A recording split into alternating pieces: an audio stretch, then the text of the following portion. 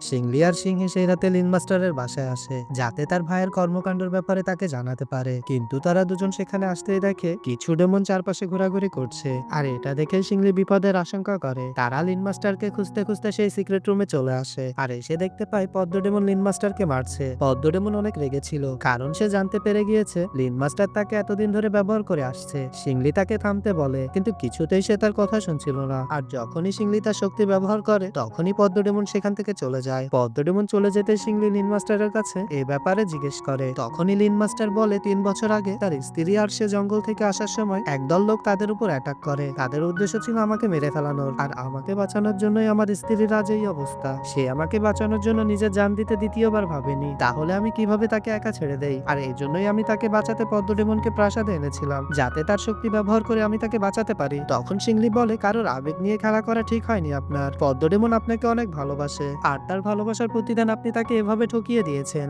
সে হয়তো আর আপনাকে সাহায্য নাও করতে পারে, কিন্তু আপনি চিন্তা করবেন না, আমি আমার সাধ্যমতো তাকে রাজি করানোর চেষ্টা করব। তখনই অন্যদিকে পদ্ম ডেমনের পদ্ম ফুলটি বিশাল এক দানব আকৃতির হয়ে যায়। পরের পার্ট দেখতে চ্যানেলটি সাবস্ক্রাইব করে রাখুন।